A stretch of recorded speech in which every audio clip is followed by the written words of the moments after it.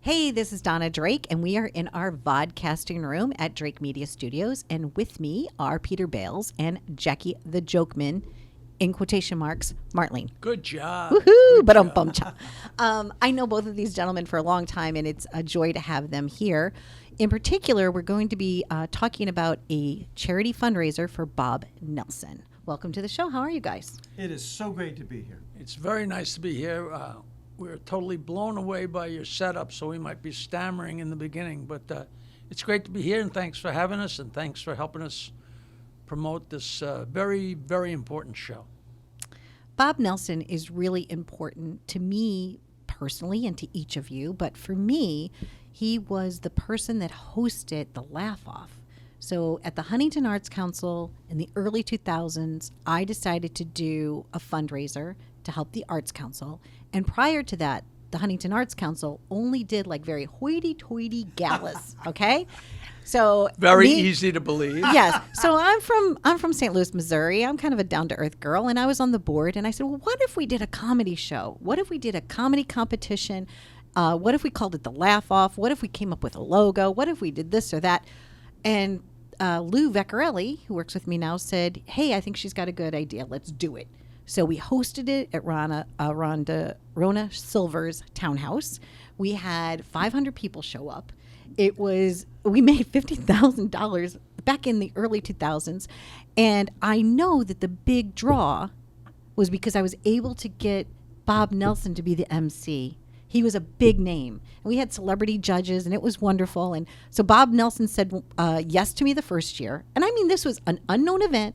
I was an unknown person at the time, and he said yes to me. So that yes really propelled, I think, my entire career. So that's great. So this is an amazing payback. That's yes. great. So when it comes to Bob, I will do anything for Bob. So I'd like to know from each of you why Bob means so much to you, and maybe your first time being introduced or working with him.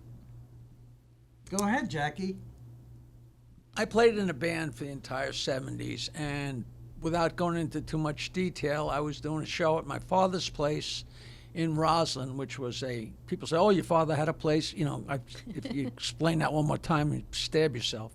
But my band was there for sound check, but Epi, the owner of my father's place, had booked the Gong Show auditions, and there was a couple of comics in the Gong Show auditions. I'm like, I'm funnier than these guys, and I went up to one of them and said, how'd you get to be a comedian? He said, easy, I had cards printed up.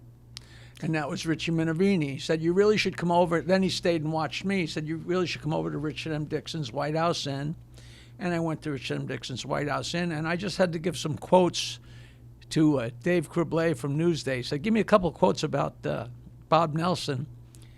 And the night I met Nelson was my first time at Dixon's. And Dixon's was not just a comedy showcase, it was a variety showcase, but there was mainly comedians because there was no place for anybody to do anything except at my shows where I was singing songs, but I was letting people get up and tell jokes. So I was at a premium.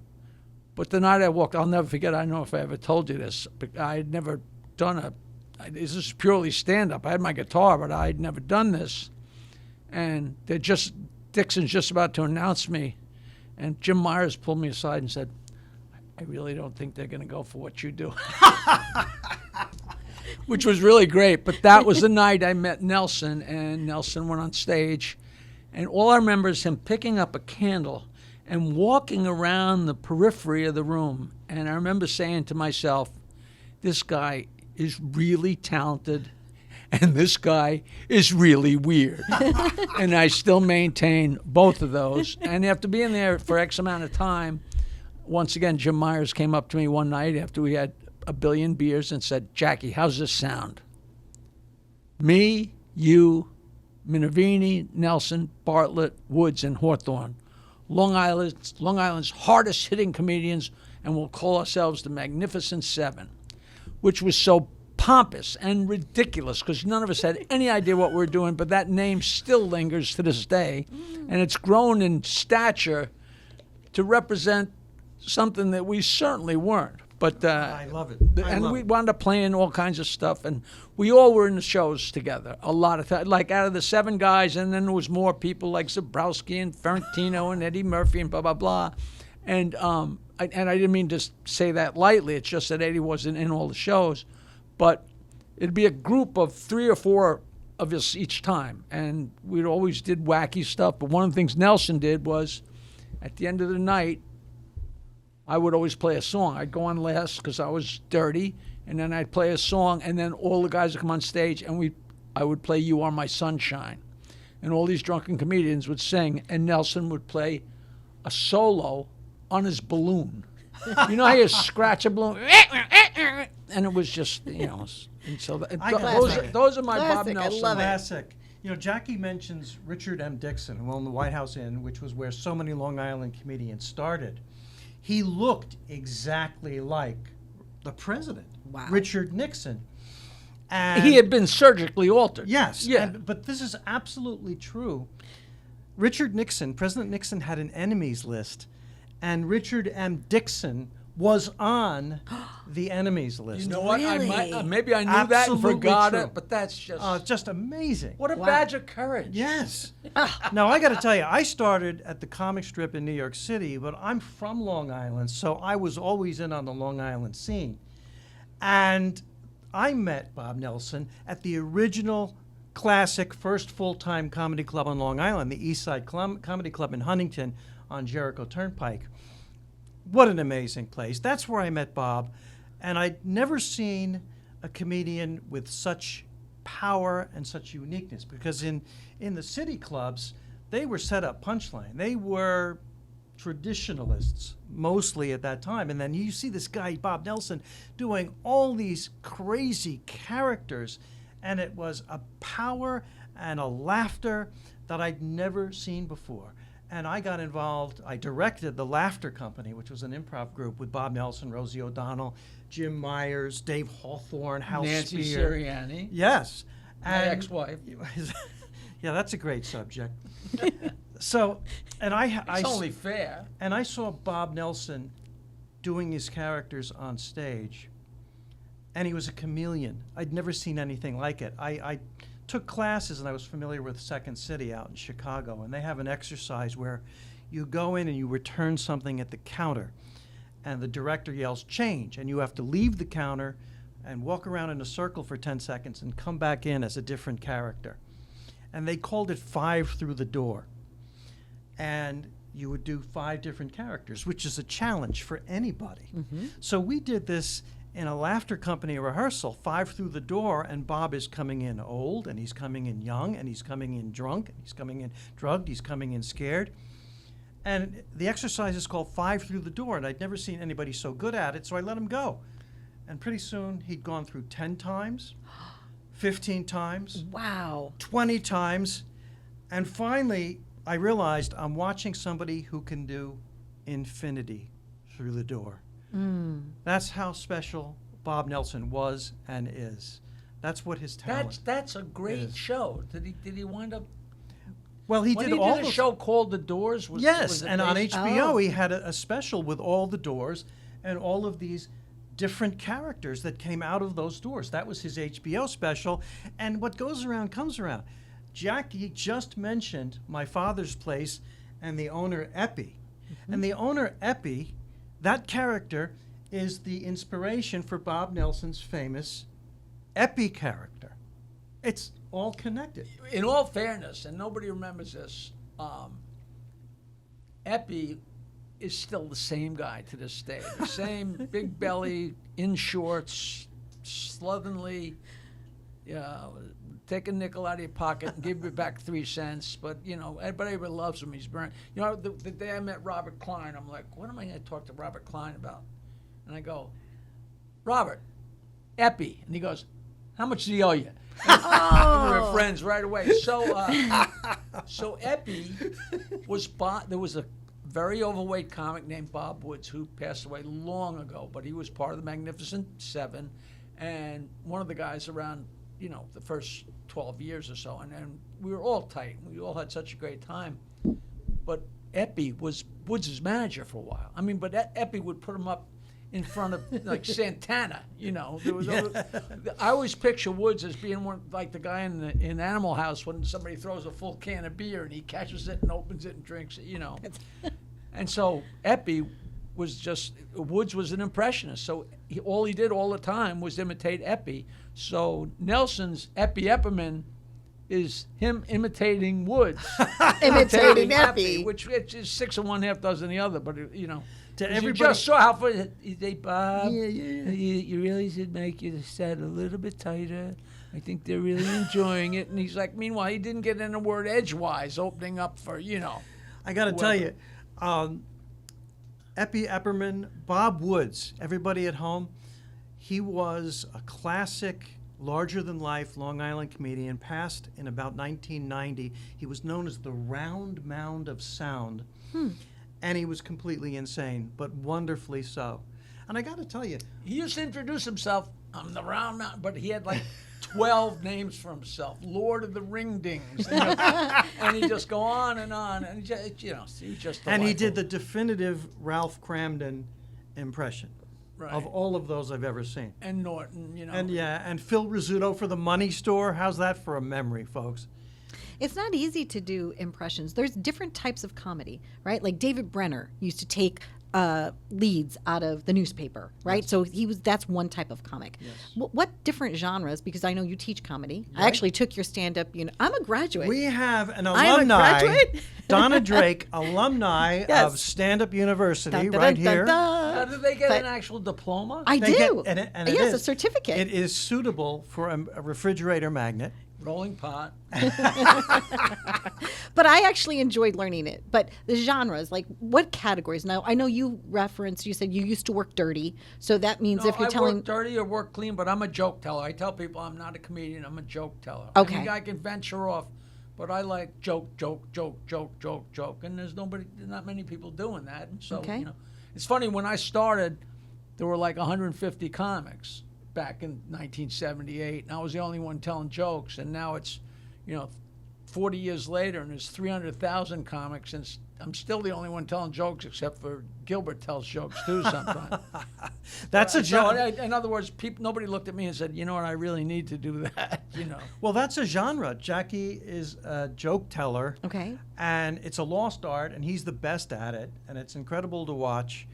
And, onward Okay, and I'll upward. buy dinner. Okay, absolutely. But, there's I'll do the tip. You Okay. mentioned David Brenner, Yes. a monologist, and Robert Klein, who was such a great influence on me, and I think Jerry Seinfeld gives him credit as being his most powerful influence. Monologists, but an impressionist has a doubly hard job. That's a genre because they have to nail the impression, but they also have to get material for the impression. They've True. got a double job. Like a to do. Rich Little, I think, is like Yes. premier at You that. can't just imitate the guy. You got to have the guy doing something. And Rich Or Little pick is- out a caricature trait and explode it, Still working, Rich Little, in Las Vegas to Yes. this day. Well Yeah, into in his fact, 80s. Now all Yes. of his impressions sound like Rich Little. I won't tell him you said that. What about Rob Magnotti? I like him. He does a Rob good job Magnotti with does impressions. terrific impressions. I think of Al Pacino. I think of Bill Cosby. Well, times change, and some impressions you may not be able to do anymore, right?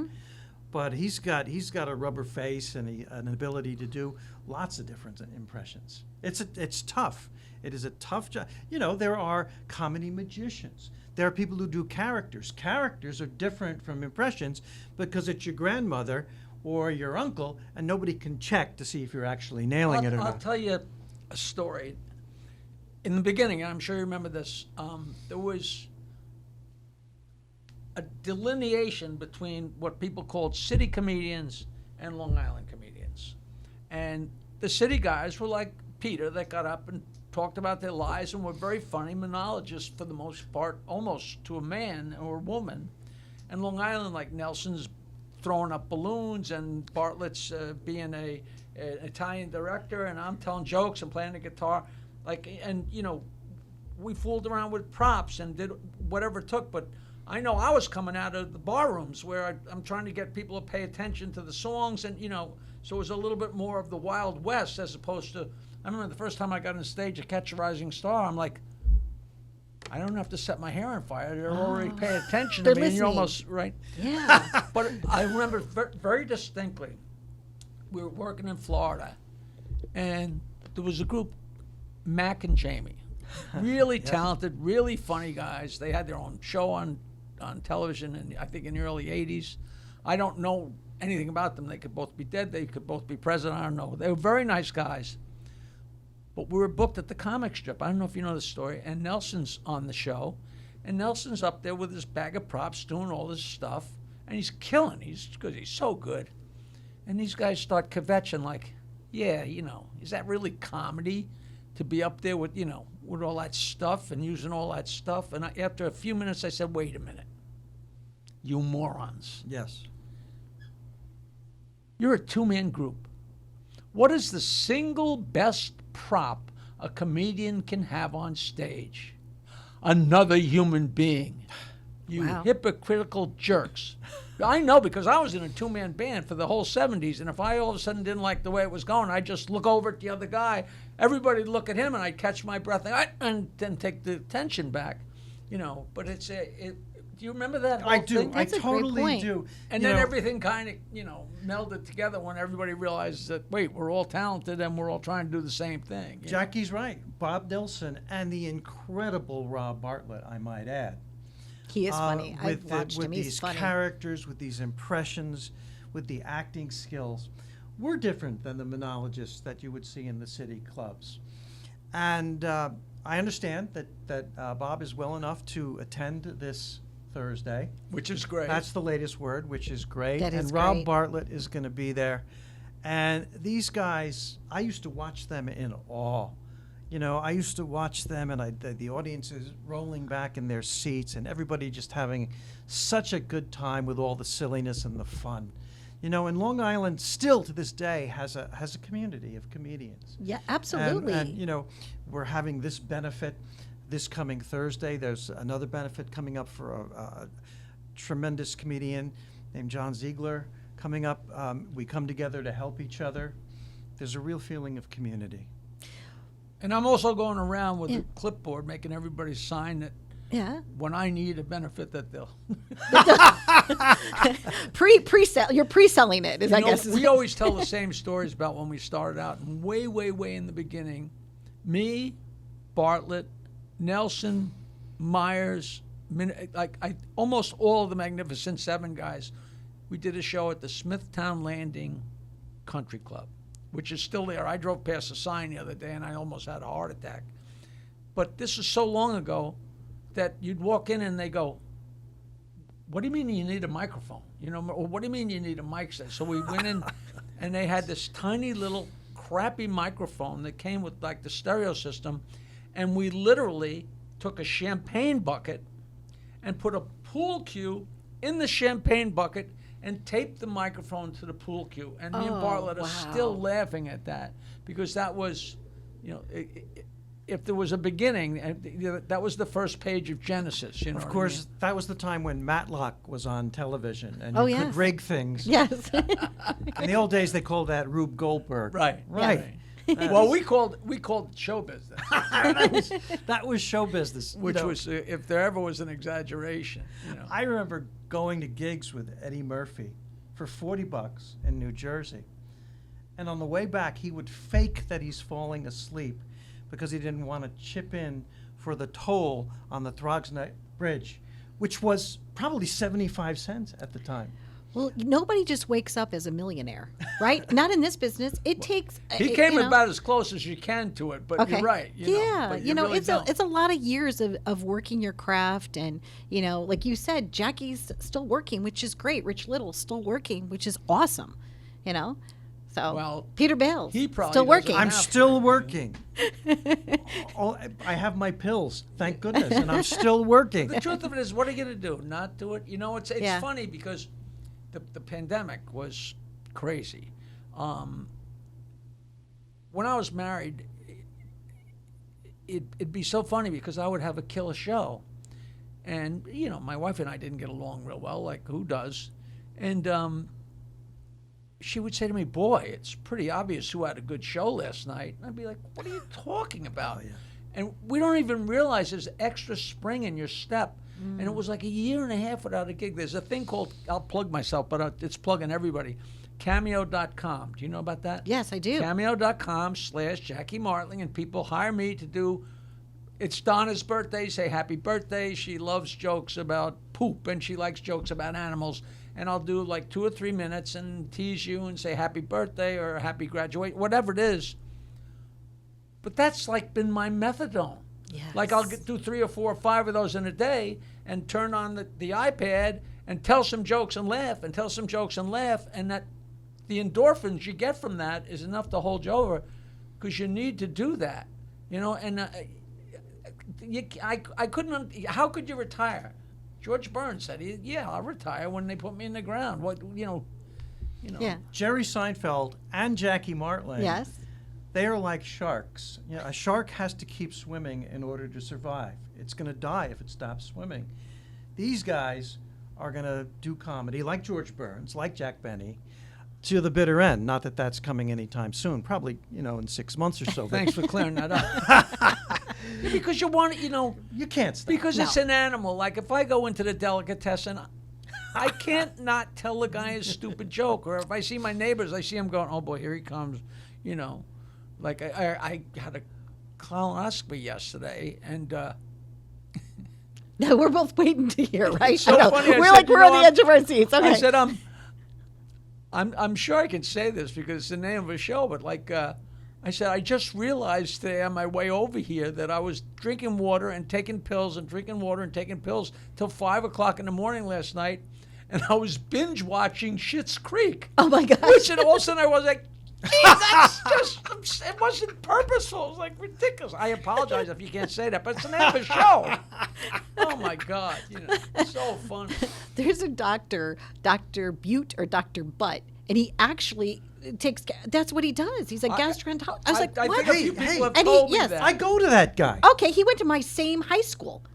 Okay, Really? yes, but all right, so I go because I'm 56, whatever. But back in the day, my husband had passed away from colon cancer, so I said, oh, maybe I should go get a colonoscopy, right? So I go to see this Dr. Butte, Butt, whatever, and I see pictures on his wall that were done by John Pills, which he's a very famous St. Louis artist. Like I have here in my green room, big, beautiful pen and ink sketch of the arch, whatever. And I'm like, gosh, this guy's really got an infatuation with St. Louis. So typical of people born in St. Louis, you say to somebody, where'd you go to high school? And it kind of makes you know somebody who knows somebody who once knew somebody who was somebody's Very brother. often, right? So I said, well, I went to Hazelwood Central. And he goes, I went to Hazelwood. I was like, oh my gosh. So anytime I think of somebody talking about colonoscopies, it makes me think of Dr. Butte, Dr. Butt, which makes me then think of, That is his name. there you go. We had a colonoscopy from the same guy. Wow. And he's got a great bedside manner. As he's counting down, you're going out. He says, "Enjoy this. We'll go out to dinner afterwards."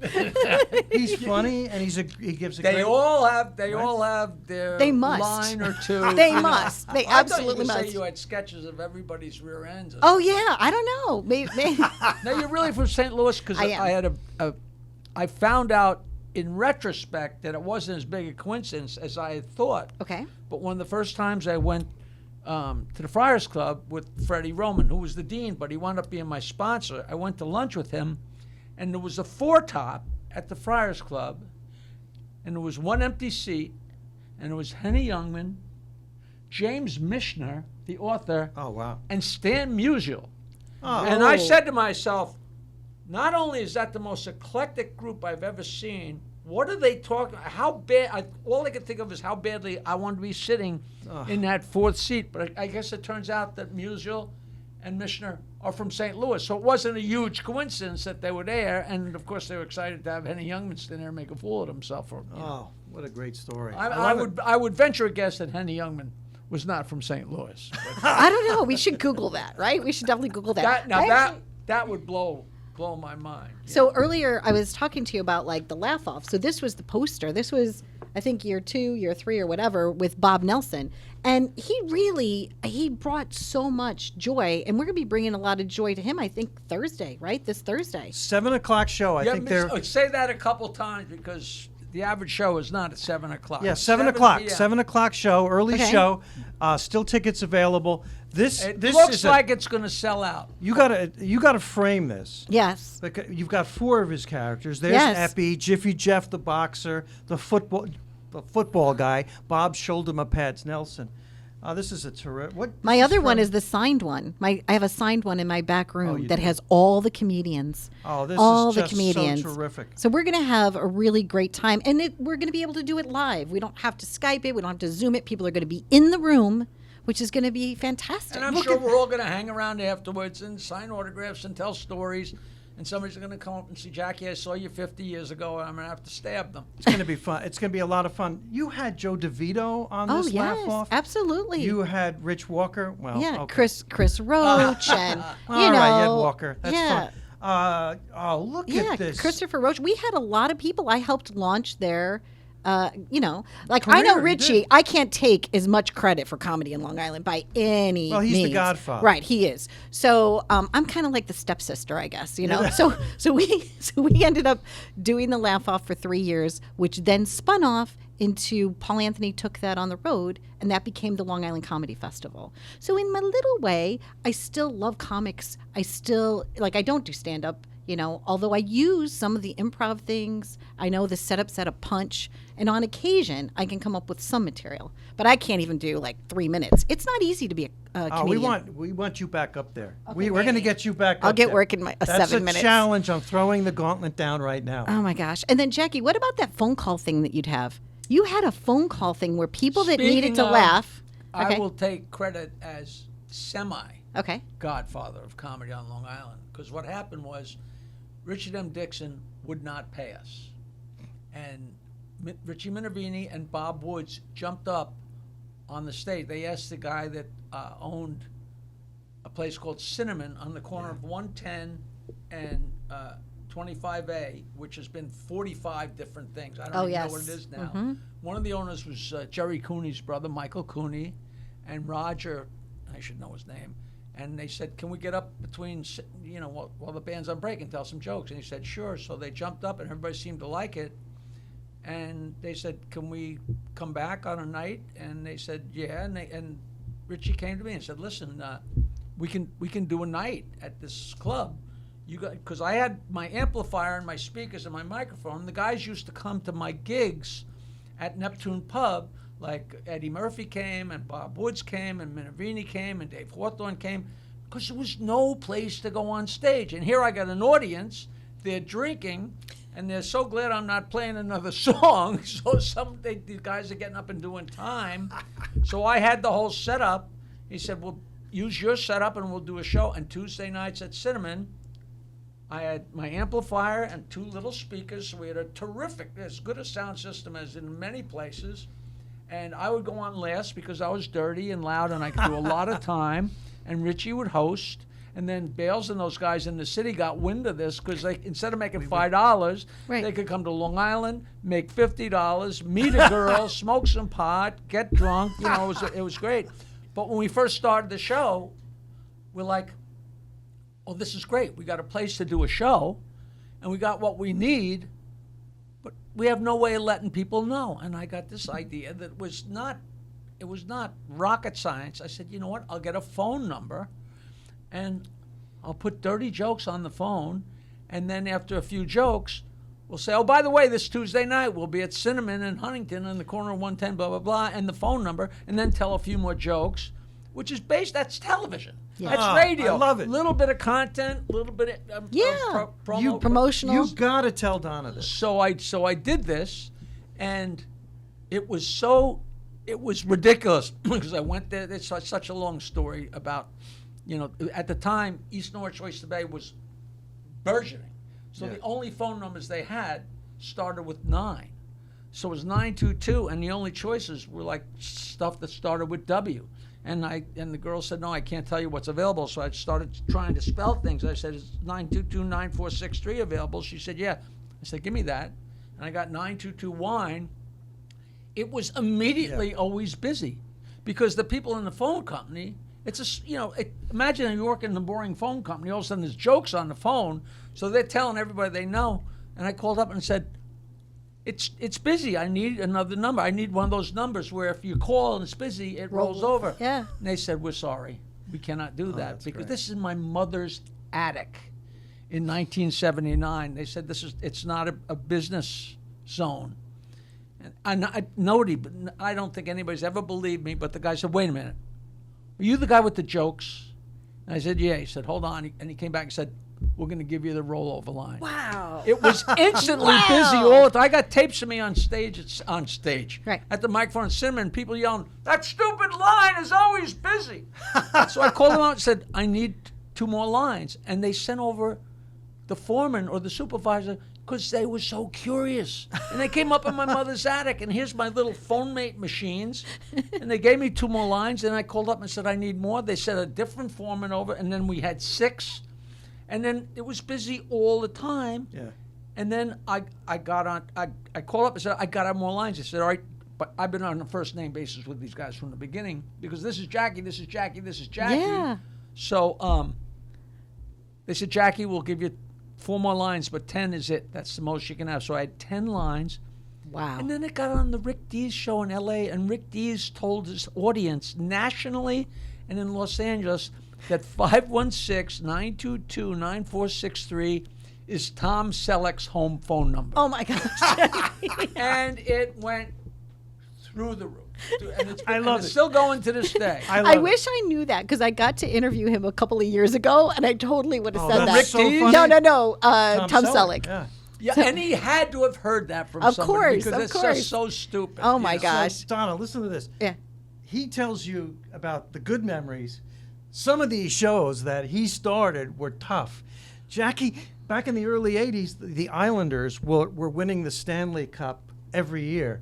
And Jackie would go up before a Long Island audience and turn off the Islander game and turn to the crowd and go, all right, it's time for comedy. Because if I didn't do the show, I didn't get paid. And I had people out from Long Island. Carol Leifer came up to me and said, boy, you got some set of balls. It's like double overtime, and I'm up there turning off the TV. And they're like, what are you doing? You know.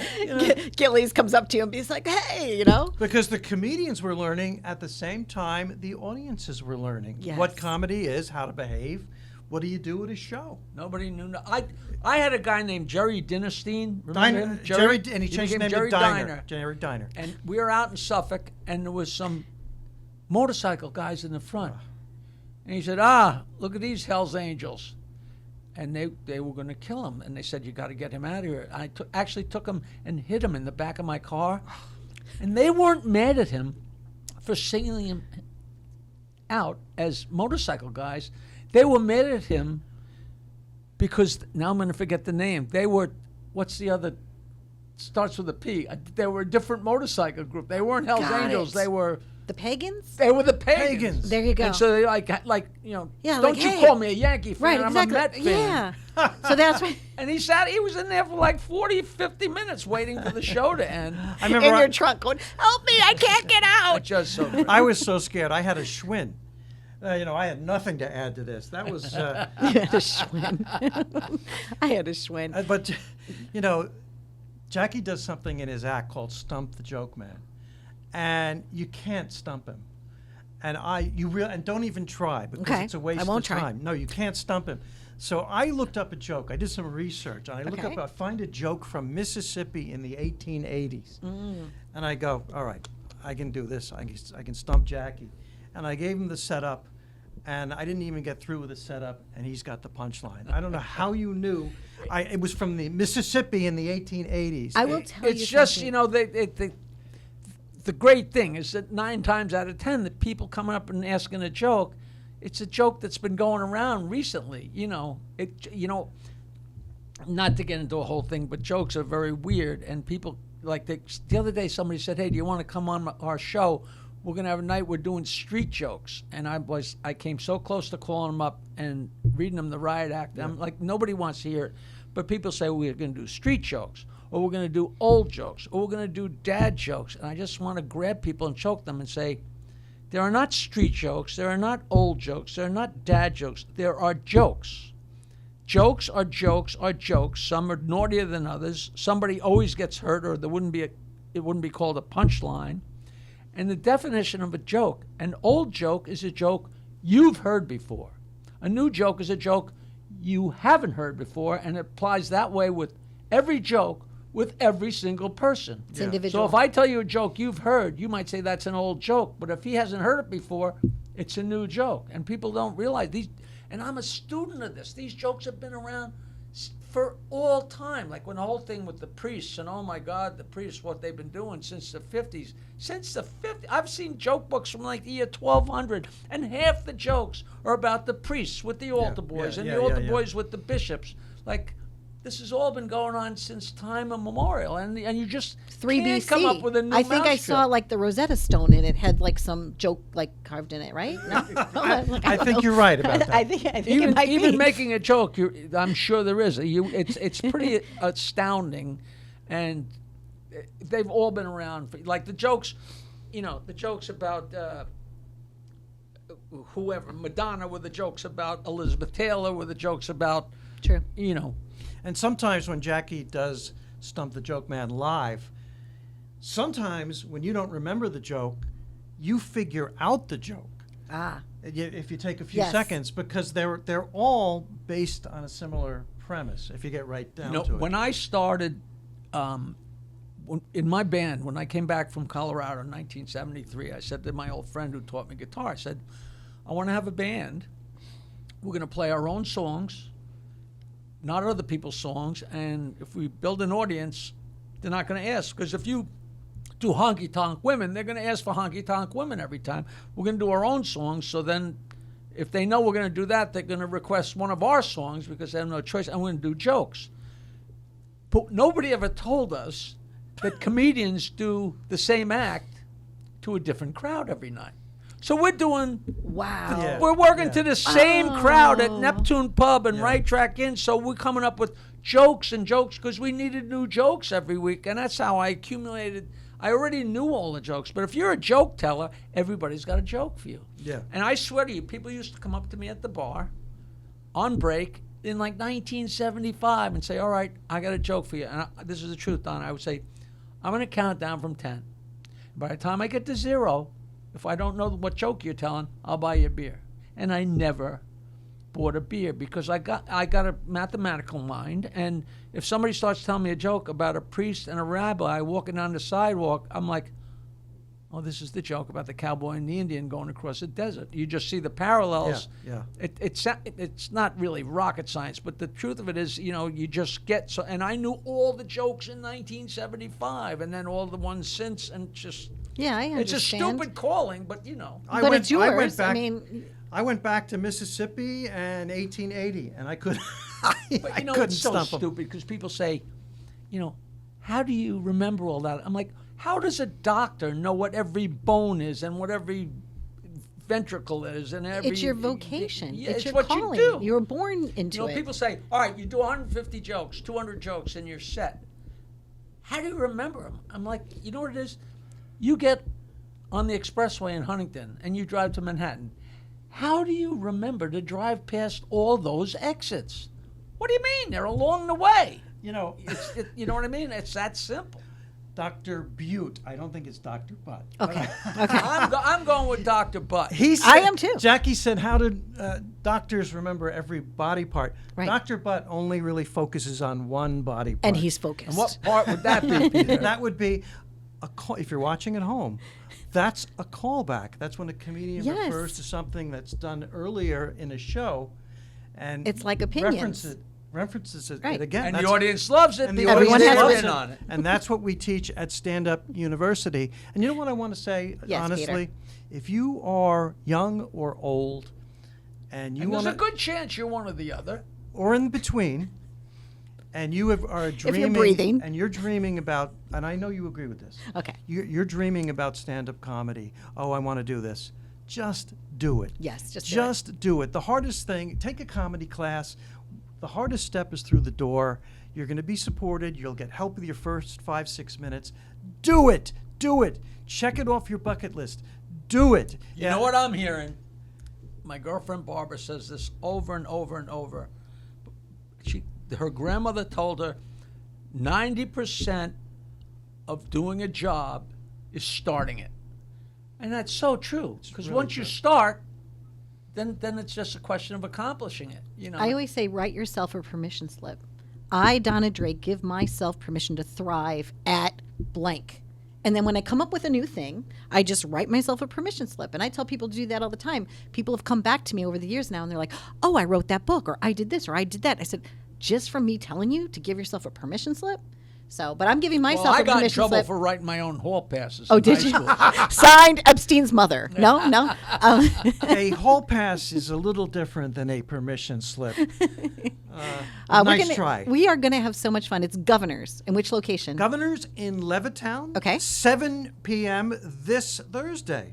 They have food there, too. They have food there. 7 or 8 different comedians, all funny. We'll be hanging out afterwards with autographs. If you have so many people say, "Can I send you this?" and you could sign it. Come out, support a good cause. Bring whatever you want signed, and If you ask for my autograph, I will follow you home.